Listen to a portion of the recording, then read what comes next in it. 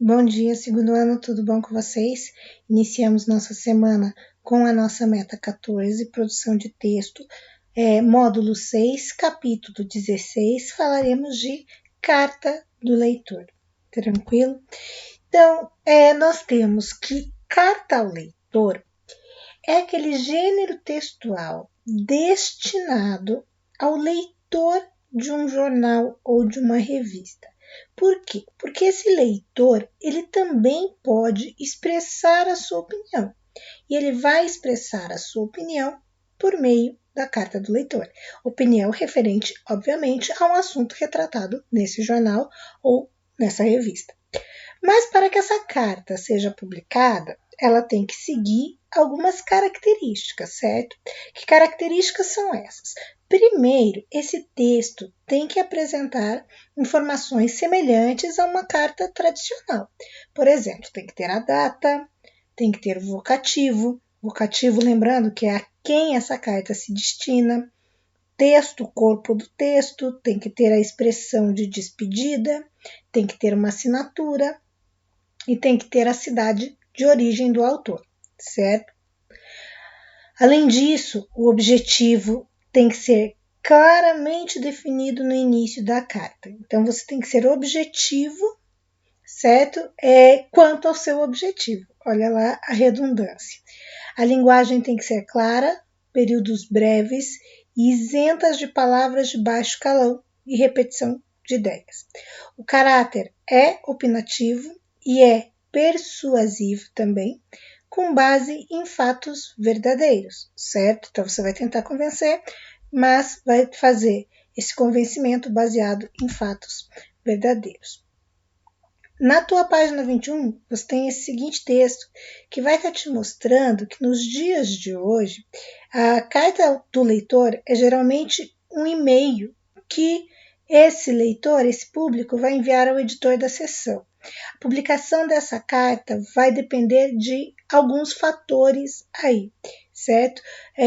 Dentre esses fatores, estará em jogo a atualidade da discussão, certo? O que isso significa? Que o leitor ele tem que enviar muito rápido isso para ele se manter atual aos assuntos que estão sendo discutidos no momento. Lembre-se que nós estamos vivendo a era da informação. Então, uma notícia, ela vai chegar e também vai sair muito rápido de circulação, certo? Por isso, o leitor ele deve enviar o seu texto o mais rapidamente possível. Os jornais eles vão estabelecer, portanto, algumas instruções que os leitores terão que seguir, certo? E dentre essas instruções, as cartas têm que ser identificadas com os dados pessoais, como número de documento, dados para contato. Além disso, na publicação da carta, muitas informações são omitidas. O que isso significa? A instituição se reserva o direito de selecionar os trechos da carta que ele quer publicar e também de publicar ou não a carta na sua integralidade. Os leitores, eles também têm o direito de retomar notícias que já foram ditas anteriormente, um pouco mais antigas, reportagens, editoriais, artigos, certo? E eles podem tanto elogiar essas notícias que foram publicadas em determinados jornais ou determinadas revistas, quanto criticá-los, certo? Podem debater, pode trazer argumento, contra-argumento, podem trazer algum outro texto para conversar, certo? Isso se chama intertextualidade. Então, isso é um direito que o leitor, ao escrever a carta, ele possui, certo? Dito isto, a gente percebe, então, que se você observar aqui, ó, a retomada do contexto, ela é, então, uma característica da carta, certo? Porque na carta ao leitor, você vai recuperar textos que aquele jornal publicou, certo? Ou fatos que aquele jornal publicou, para você poder se posicionar, para o leitor poder se posicionar acerca daquele tema, ok? Na construção linguística da carta agora falando, o autor ele vai poder fazer uso de diferentes marcadores argumentativos. Lembra que foi o que a gente tinha falado na última meta.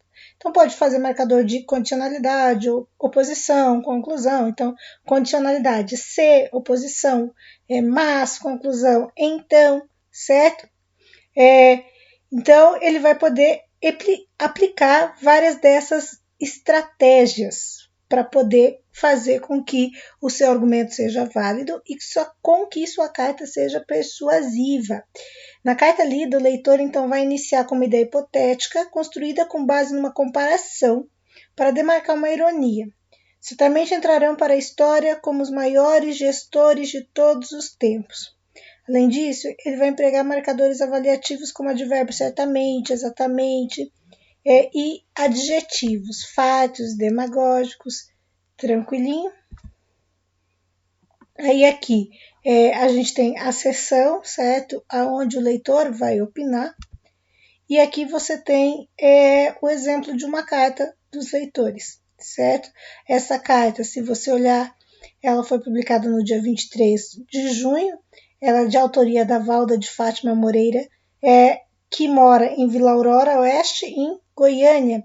E ela diz mesmo, e ela vai falar da rodovia dos Romeiros, e ela diz mesmo com o adiantamento da festa do Divino Pai Eterno deste ano, em decorrência da pandemia causada pelo novo coronavírus, a peregrinação de devotos à Trindade continua sendo uma das mais importantes expressões religiosas e culturais do estado de Goiás. Por isso, as autoridades deveriam intensificar a manutenção da rodovia dos Romeiros, não apenas durante o período da festa.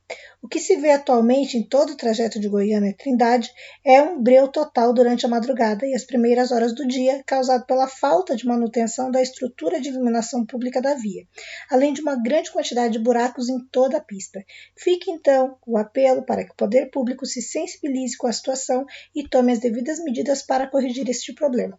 Note que ela trabalha com os marcadores, certo? Veja, por isso, aqui ela está trabalhando com um marcador conclusivo, se você lembrar lá, que vem das conjunções conclusivas, certo? Então, aqui o então também, ela está usando outro marcador conclusivo, ela vai utilizar ao longo do texto esses diversos marcadores. Aqui o não apenas, ela está utilizando de oposição. Veja que é uma carta bem estruturada, está escrita de acordo com a norma culta, como deve ser feita a carta ao leitor. Tranquilinho, pessoal? Eu espero que sim. Encontro vocês na nossa aula online. Beijo grande e até mais.